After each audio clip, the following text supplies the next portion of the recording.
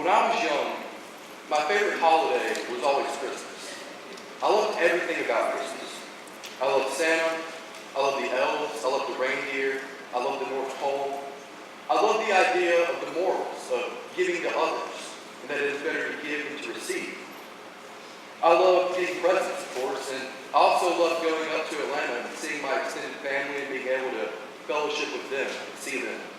And of course, I loved those 2 or 3 weeks I got out of school. There were many things I loved about this. But there was one thing that worried me when Christmas time came around. And it was always, had I been good enough that year to get the present that I wanted? See, my parents would always tell me, Adam, you have to be good this year if you're going to get your present. Because Santa's always watching. If you're not doing good things, instead of getting your present on Christmas morning, you'll be getting cold. And that really did scare me. I would go throughout the whole year thinking, I need to be doing good acts. I need to be serving other people because I want this present. I thought, if I want the reward, I need to put in the work. Later on, as I grew up and I went into high school, I remember sitting down for freshman orientation and having the school counselor talk to all the incoming freshmen and our parents.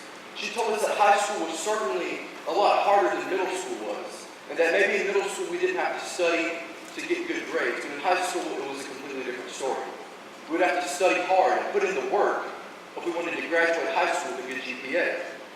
And now it's finally my senior year, and I'm almost ready to go into that next journey in my life. And we had a same, or at least a similar meeting this year with all the seniors. And she told us that not only did we need to build upon that work that we've done the last 3 years in high school, of having a good GPA, having a good SAT or ACT score, but that wasn't enough. We needed other things. We needed to have good community service hours, serving for others. Maybe a part-time job. We needed to have other things on our resume, other works, if we wanted to get the reward. As some of my friends have gone into part-time jobs, and I know some people that are even older and getting into the workforce, I myself have a part-time job, I've learned that there are more qualifications to a job than just feeling qualified. You could feel that maybe you're a good fit for a job, but if you don't have the skills, if you don't have the resume, the works to get that job, you may not be successful. It's just like that in Christianity. We can have faith, but if we should have faith. That's a good thing to have. But we also need works. We see James say this in James chapter 2.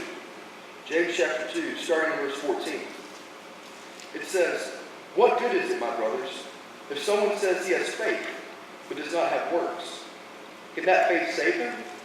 If a brother or sister is poorly clothed and lacking in daily food, and one of you says to them, 'Go in peace, be warmed and filled,' without giving them the things needed for the body, what good is that? So also faith by itself, if it does not have works, is dead. But someone will say, 'You have faith, and I have works. Show me your faith apart from your works, and I will show you my faith by my works.' You believe that God is well. If you believe that God is one, you do well. Even the demons believe and shudder." So we see James here talks about 2 things in this passage. Faith and works. Faith and works. And he says that it is certainly a great thing to have faith, and we as Christians definitely need to believe that God is real if we want to go to heaven. But he also says that we need to have works, and he goes as far as saying that faith without those works is dead faith.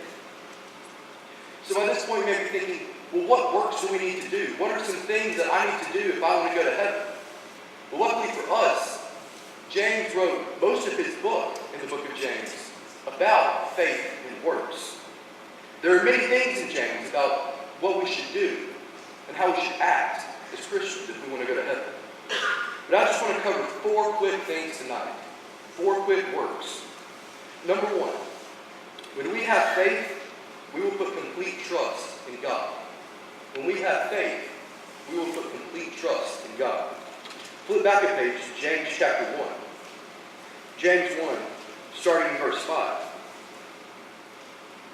It says, "If any of you lacks wisdom, let him ask God, who gives generously to all without reproach, and it will be given him. But let him ask in faith, with no doubt. For the one who doubts is like a wave of the sea that is driven and tossed by the wind. For that person does not suppose that he will receive anything from the Lord. He is a double-minded man, unstable in all his ways. So we see that James says that if we have faith, we will put in the work of having complete trust in God.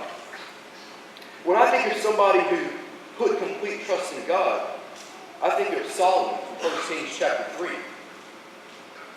In 1 Kings chapter 3, starting in verse 5, it says, At Gibeon the Lord appeared to Solomon in a dream by night, and God said, Ask what I shall give you.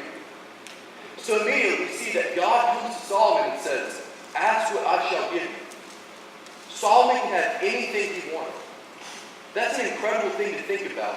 When you think that the creator of the earth, the creator of all that you see, the creator of every good and righteous thing that you've ever wanted, and he's asking that you can have anything that you want.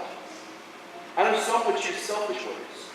Some might ask for wealth, for fame, for property, for success. We'll see what Solomon asks for as we pick up in verse 6. It says, And Solomon said, You have shown great and steadfast love to your servant David, my father, because he walked before you in faithfulness, in righteousness, and in uprightness of heart towards you. You have kept for him this great and steadfast love, and you have given him a son to sit on his throne to this day. And now, O Lord my God, you have made your servant king in the place of David my father. Although I am but a little child, I do not know how to go out or come in. And your servant is in the midst of your people, whom you have chosen, a great people, too many to be numbered or counted for multitude. Give your servant therefore an understanding mind to govern your people, that I may discern between good and evil. For who is able to govern this, your great people? We see that Solomon, he indeed could have anything, but he trusts God. He has faith. He knows that God, the greatest gift that he can receive from God, is just a fraction of the wisdom that God has. That's trust. He goes and he says about how God has done great things for his people, his own father. Let's see what God's response is to Solomon, picking up in verse 2. It pleased the Lord that Solomon had asked this, and God said to him, Because you have asked this, and do not ask for yourself a long life, or riches, or the life of your enemies, but has asked for yourself understanding to discern what is right. Behold, I now do according to your word. Behold, I give you a wise and discerning mind, so that none like you have been before you, and none like you shall arise after you. I give you also that you have not asked, both riches and honor, so that no other king shall compare with you all of your days. And if you will walk in my ways, keeping my statutes and my commandments, as your father David walked, then I will lengthen your days. We see that Solomon has faith in God. His faith leads him to the work of having trust in God by asking him for wisdom. And God rewards him. But the thing that happens sometimes about faith and works is that they fade. And this happens for Solomon in 1 Kings chapter 11. Because God put a statute in verse 14. He said, if Solomon followed his commandments. Well, as we flip over a few chapters, again in chapter 11, we see what happens to Solomon. Starting in verse 1, it says, Now King Solomon loved many foreign women, along with the daughter of Pharaoh, Moabite, Ammonite, Edomite, Sidonian, Hittite, and Hittite women, from the nations concerning which the Lord had said to the people of Israel, You shall not enter into marriage with them, neither shall they with you, for surely they will turn away your hearts after their gods. So we see that Solomon has a temptation. His temptation is women. We're tempted in our lives. I know for many men, women is certainly a temptation. You may have a temptation in your life. But the key is, does he resist? And does he put that faith in God and continue to do good works? Or does he give in? As we continue, it says, Solomon clung to these in love. He had 700 wives who were princesses and 300 concubines. And his wives turned away his heart. For when Solomon was old, his wives turned away his heart after other gods, and And his heart was not wholly true to the Lord his God, as was the heart of David his father. For Solomon went after Ashtaroth, the goddess of the Sidonians, and after Milcom, the abomination of the Ammonites. So Solomon did what was evil in the sight of the Lord, and did not wholly follow the Lord, as David his father had done. We see that Solomon gives in to the temptation. His heart and his faith go into other things. His heart and his faith go away from God.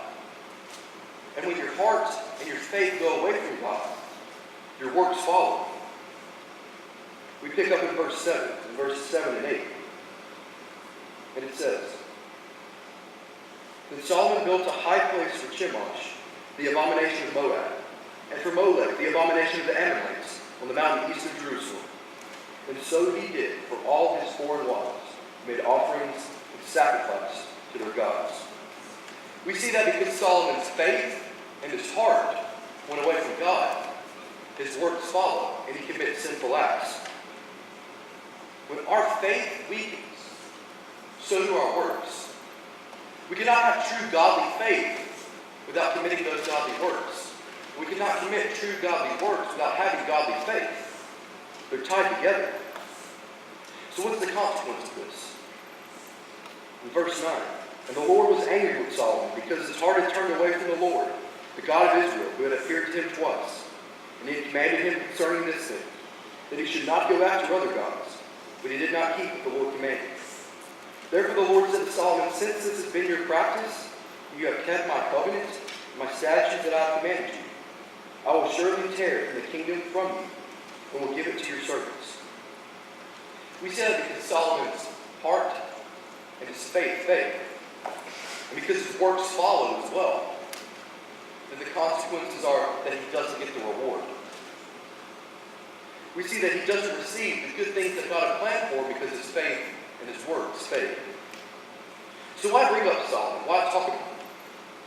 Solomon shows that he had faith and trust in God, complete trust in fact, as seen by his request for wisdom. Solomon has faith in God and trusts him, just like James says in James 1 and 2. But he doesn't commit those works. And because he doesn't commit the works, he doesn't receive the reward. His bloodline is not with a whole Israel and his kingdom. So we see that Solomon has the faith and the works, but it failed. Who is someone that had complete trust in God? Not only put that trust in God and that faith in God, but also executed the works. Somebody I think of as Ananias, the prophet in Acts chapter 9. Of course, many know Acts chapter 9 is the conversion of Saul, and we'll get into that a little bit later in the lesson. But right now, I want to look starting in verse 10. Acts chapter 9, starting in verse 10, it says, Now there was a disciple of Damascus named Ananias. The Lord said to him in a vision, Ananias, and he said, Here I am, Lord. And the Lord said to him, Rise and go to the street called Straight, and at the house of Judas look for a man of Tarsus named Saul. For behold, he is praying. And he has seen in a vision a man named Ananias come in and lay his hands on him, so that he might regain his sight. Imagine you're in Ananias' position. You're told to go and try to convert one of the most famous, or infamous rather, persecutors of your faith, of your people. A man that killed your people, a man that it says that he was there when Stephen was executed.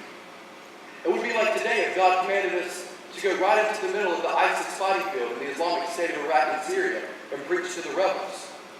It sounds like a death sentence. And we see that Ananias has some fear in his response. As we continue in verse 13, it says, But Ananias answered, Lord, I have heard from many about this man, how much evil he has done to your saints in Jerusalem. And here he has authority from the chief priests to bind all those who call on your name. Ananias has fear. He knows about Saul. He knows the bad things that Saul has done to his people. And he's scared. He doesn't quite have that complete trust yet.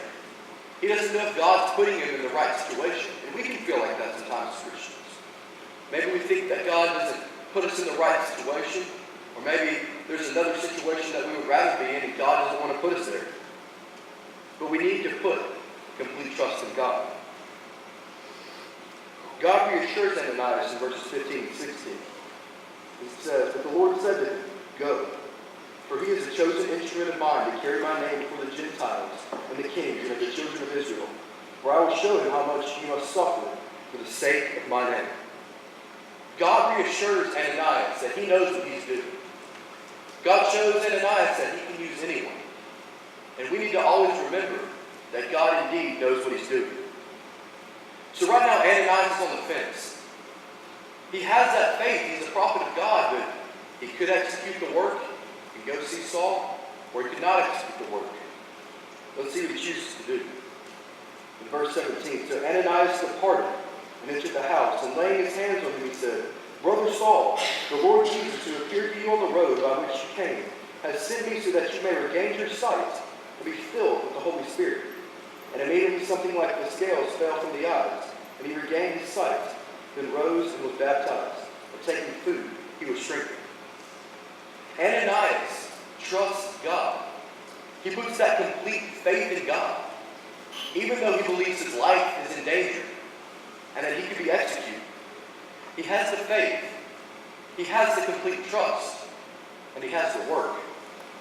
And because of this, because he does the work, Saul, one of the most famous persecutors in the church, becomes Paul, one of the most famous apostles for God.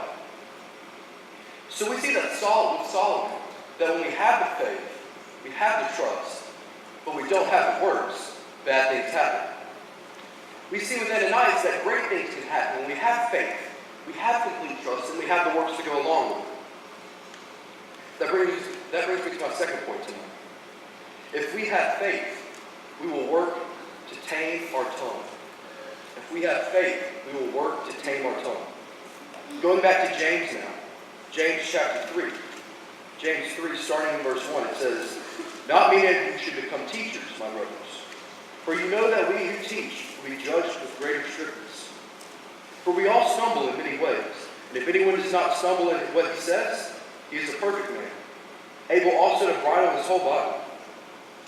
If we put bits into the mouths of horses so that they obey us, we guide their whole bodies as well. Look at the ships also, for they are so large and are driven by strong winds.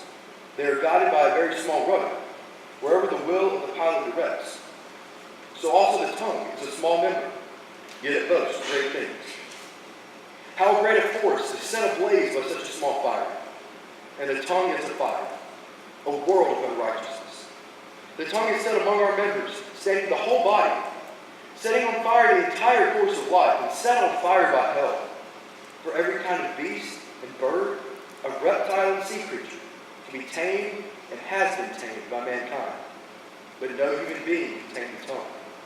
It is a senseless evil, full of deadly poison. With it we bless our Lord and Father, and with it we curse people who are made in the likeness of God. From the same mouth come blessing and cursing. My brothers, these things ought not to be so. Does a spring pour forth from the same opening both fresh and salt water? Can a fig tree, my brothers, bear olives, or a grapevine produce figs? Neither can a salt pond yield fresh water. We see that there are great analogies here in this passage of Scripture. James talks about large ships that can control just a tiny rudder. He talks about huge beastly horses that can be controlled with just a tiny bit in their mouth. He talks about how humans have tamed every beast under the sun, but yet none of us can tame our tongues. He also talks about how there are certain things that cannot produce other things. You can't have a salt pond also produce fresh water. You can't have a fig tree bear anything but figs. In the same sense, the most powerful thing in this universe, aside from God, the most everlasting thing, the only everlasting thing in this earth, our souls, all that can be tamed with just our tongue. And we can produce both blessings and curses, things that are oxymorons. They don't go together. Solomon, the wisest man on earth that we just talked about, says in Proverbs 18:21, "Death and life are in the power of the tongue, and those who love it will eat its fruits." The tongue is powerful. It's ironic that such a small part of our body can cause so much harm. Jesus himself talks about how the words we say can cause pain not only to others, but to us, and cause pain in eternity. In Matthew 12:36-37, it says, I tell you, on the day of judgment, people will give account for every careless word they speak. For by your words you will be justified, and by your words you will be condemned. James not only talks about the power of the tongue in James 3, but also mentions it in James 4, verses 11 and 12. Do not speak evil against one another, brothers. The one who speaks against a brother or judges his brother speaks evil against the law. It judges the law. But if you judge the law, you are not a doer of the law, but a judge. There is only one lawgiver and judge, he who is able to save and to destroy. But who are you to judge your neighbor? We see the importance of words and the effect that they can have, not only from a biblical sense in the Bible, but also from the world every day. There are various anti-bullying campaigns that we see all across TV that talk about the power of words. It's become a cliche for many preachers that say in sermons that the phrase, sticks and stones may break my bones, but words can never hurt me, is false. And they're right, it certainly is false. There's also much hurtful language on TV and in the media. Every day we see news about bad things that people are saying about one another. Our last election cycle was filled with headlines of both parties and both candidates saying nasty things about the other. If we want to do good works, we need to start by taming our tongue. We can't produce both blessings and cursings from the same mouth. We can't use our tongue to bring each other down, to make fun of people, to curse people. We can't use our tongues to be vulgar and to say nasty and ungodly things. Instead, we need to use our tongues to lift each other up, to say godly things, to say things that God would want us to say. Before you say something, think, is this something that Christ would say? Is this something that Christ would want me to say? And if we can tame our tongues, if we can use our tongue as a weapon for good, instead of a weapon to tear down for evil, then that truly is a good work. Number 3, when we have faith in God, we will do the work of resisting the devil and humbling ourselves. When we have faith in God, we will do the work of resisting the devil and humbling ourselves. This comes from James chapter 4, starting in verse 7. It says, submit yourselves therefore to God. Resist the devil, and he will flee from you. Draw near to God, and he will draw near to you. Cleanse your hands, you sinners, and purify your hearts, you double-minded. Be wretched and mourn and weep.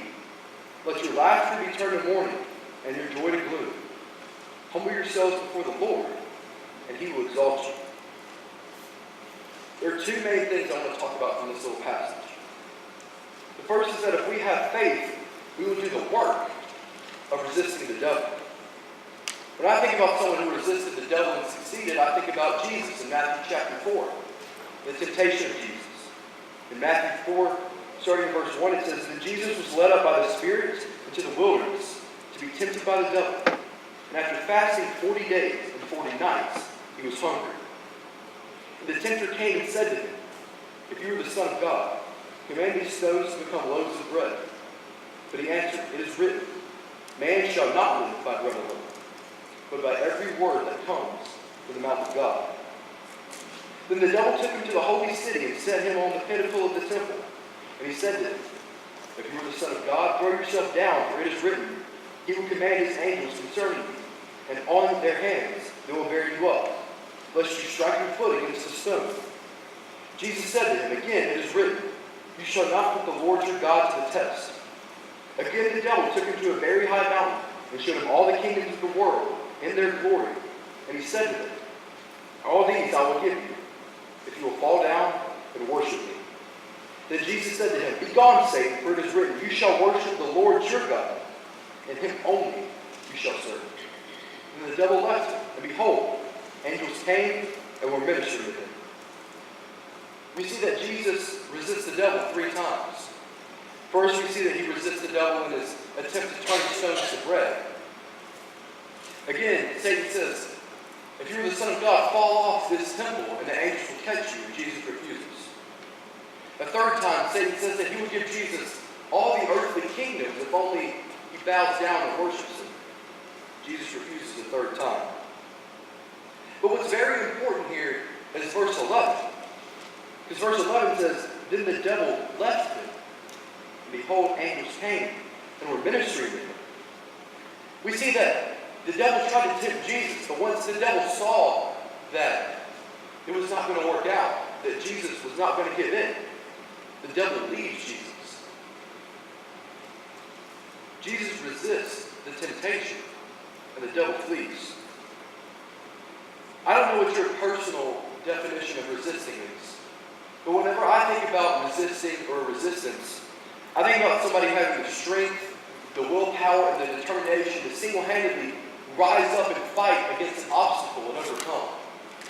But that's not all about what resistance is. Sometimes resistance is having the strength to run away. I can think of no better example than in Genesis 39, part of the story of Joseph, a very well-known story in the Bible.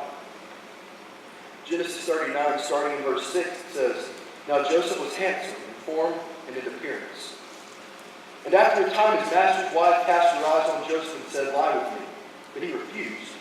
And he said to his master's wife, behold, because of me, my master has no concern about anything in the house. And he has put everything that he has in my charge. He is not greater in this house than I am, nor has he kept back anything from me, except you, because you are his wife. How then can I do this great wickedness and sin against God? And as she spoke to Joseph day after day, he would not listen to her, to lie beside her, or to be with her. We see that Joseph is tempted by Potiphar's wife, the same temptation that we talked about with Solomon earlier, but this time Joseph refuses. It says day after day, Potiphar's wife came to Joseph and said, lie with me, and he refused. We see that he stands tall, he fights back, he overcomes, and he resists. But it's not enough.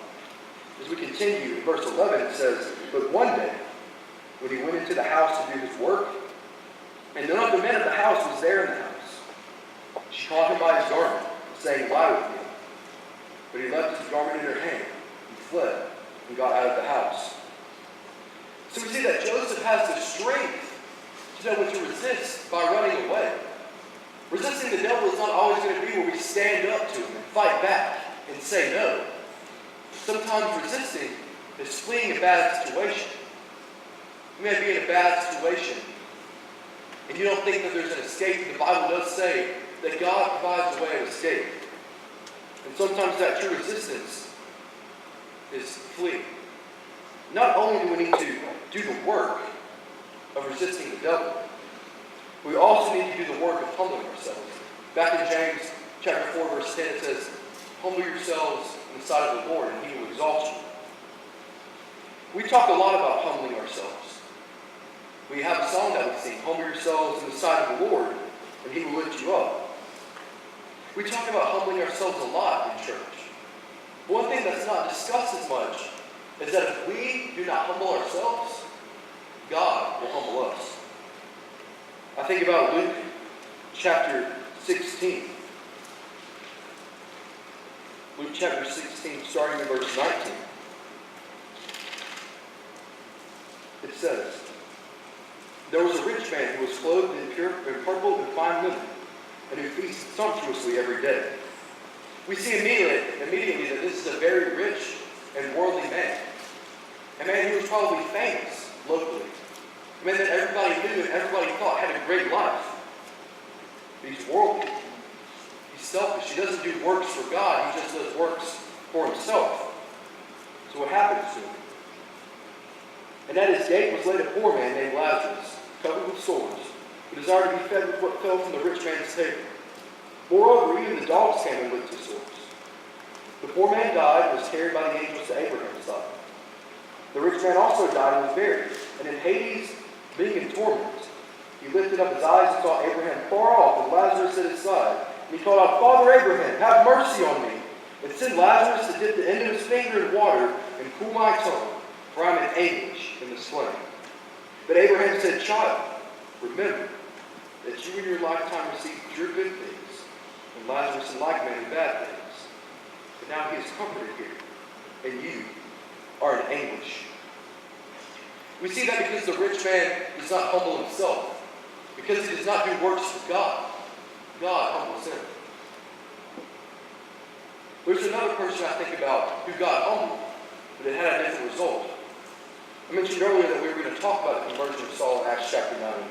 We will go there now, as we read the first 9 verses.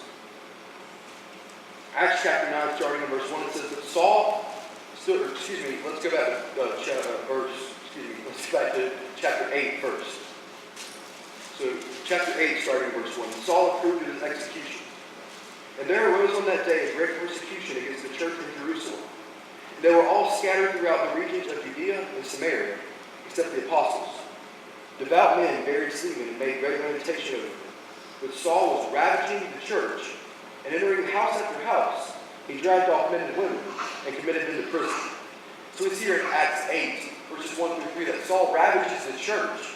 It says that he was literally taking people out from their house that were Christians and committing them to prison.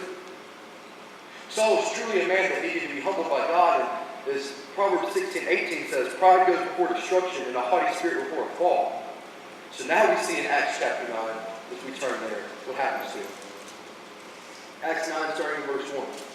But Saul, still bringing threats and murder against the disciples of the Lord, went to the high priest and asked him for letters to the synagogues of Damascus, so that if he found any belonging to the way, men or women, he might bring them bound to Jerusalem. Now as he went on his way, he approached Damascus, and suddenly a light from heaven shone around him. And falling to the ground, he heard a voice saying, "Saul, Saul, why are you persecuting me?" And he said, "Who are you, Lord?" And he said, "I am Jesus, whom you are persecuting. But rise and enter the city, and you will be told what you are to do." The men who were traveling with him stood speechless, hearing the voice, but seeing no one.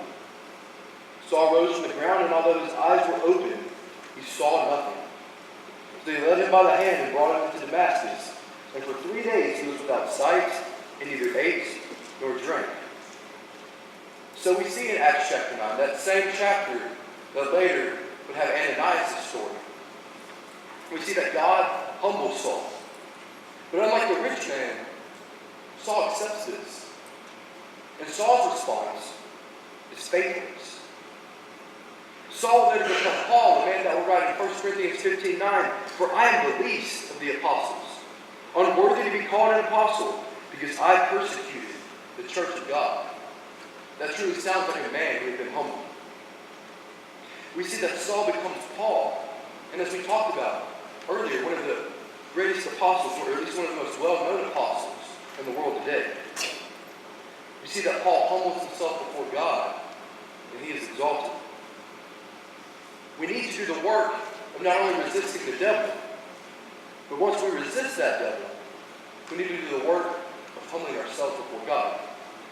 And that brings me to our fourth and final point this evening. If we have faith, we will show no partiality. If we have faith, we will show no partiality. And we get this from James chapter 2. And James again mentions the work that we should do. James 2, starting in verse 1. "My brothers, show no partiality as you hold the faith in our Lord Jesus Christ, the Lord of glory. For as a man wearing a gold ring and a fine clothing comes into your assembly, and a poor man in his shabby clothing also comes in. And if you pay attention to the one who wears the fine clothing and say, 'You sit here in a good place,' while you say to the poor man, 'You stand over there,' or 'Sit down at my feet,' have you not then made distinctions among yourselves and become judges with evil thoughts? Listen, my beloved brothers, has God not chosen those who are poor in the world to be rich in faith and heirs of the kingdom, which is promised to those who love him? But you have dishonored the poor man.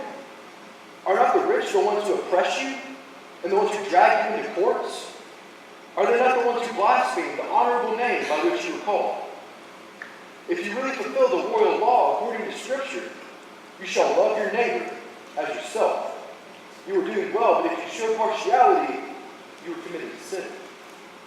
And you are convicted by the law of transgressors. For whoever keeps the whole law, but fails in one point, has become accountable for all of it. For he who says, do not commit adultery, also said, do not murder. If you do not commit adultery, but do murder, you have become a transgressor of the law. So speak, and so act, as those who are to be judged under the law of liberty. For judgment is without mercy, only who has shown no mercy. Mercy triumphs over judgment. I know our time is quickly running away from us, so I'll try to make this as brief as possible. But it truly is a shame that there are people in the world, maybe people here tonight, that claim to be Christians, but show partiality, and may have that I'm better than you attitude. We see that Jesus himself condemns this in a parable in Luke chapter 18. Luke 18. Starting in verse 9, it says, he also told this parable to some who trusted in themselves that they were righteous and treated others with contempt. 2 men went into the temple to pray, one a Pharisee and the other a tax collector. The Pharisee, standing by himself, prayed thus, God, I thank you that I am not like the other men, extortioners, unjust, adulterers, or even like this tax collector. I fast twice a week. I give tithes of all that I get. The tax collector, standing far off, would not even lift his eyes to heaven, but beat his breast, saying, God, be merciful to me, a sinner. I tell you, this man went down from the house justified rather than the other. For everyone who exalts himself will be humbled, but the one who humbles himself will be exalted. Unfortunately, I've heard of people, and I even know for myself, who don't come to church. And their reason for not coming to church is because that they feel that they would be judged by God's people. Maybe they don't wear the nicest clothes because they don't have it. Maybe they don't come from the nicest background or have the nicest job. As we talked about earlier in James 4:11 and 12, God truly is the only judge. God's people should not show favoritism to all, but to welcome them. And I know it's happened. I mean, I'll admit, I've done it myself too, but we see a person walk in on Sunday morning and they don't have the nicest clothes. They don't look the best. They may not have the nicest reputation around town. And we come so close to going up to them and introducing ourselves and trying to be nice and be a Christian example, but we don't. Instead, we go to the person who's visiting that may be in that business suit because he has a business meeting. My friend who I went to camp with did a lesson on partiality, and he said this. He raised this question, and it truly made me think. He said, where on earth should people feel more welcome than at God's church? If you could think of a place on earth that anyone should feel more welcome and included than with God's people as we worship the one true God, I would like you to let me know. We should show the world that Jesus saves all people, and that the requirements for salvation are not a lot of money, a nice appearance, or nice clothes, but it is that understanding the gospel, confessing Jesus, being baptized, repenting, and doing the works required to serve Him. We should not show partiality.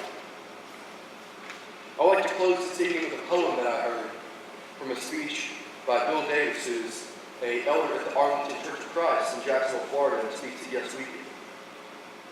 It goes like this. When Jesus came to Golgotha, they hanged him on a tree. They drove great nails through hands and feet and made a calvary. They crowned him with a crown of thorns. Red were his wounds indeed. For those were crude and cruel days, and human flesh was cheap. When Jesus came to Warner Robins, they simply passed him by. They never heard a hair of him. They only let him die. For men had grown more tender, and they would not give him pain. They only passed down on the street and left him in the rain. Still Jesus cried, "Forgive them, for they know not what they do." And still it rained, the winter rain, that drenched him through and through. The crowds went home and left the street without a soul to see. And Jesus crouched against the wall and cried for Calvary. Brothers and sisters, we can have all the faith in the world, but if we do not have the works to back it up, if we're not truly shining our Christian light, then like James said at the start of the lesson, that faith is dead. And when Jesus comes by in our church, in our city, in our home, we will pass him by. And when Jesus comes back, he will be the one that passes us by. Depart from me, I never knew you. If you have any need tonight, maybe you wanting to do these works, you want to become a Christian, you want to come and do the good works of God. Or maybe you are a Christian and you know you haven't been living like you should, and you know you haven't been committing works, but you want to change and you want to do good works, or you have any other need, please come forward as we stand and as we sing.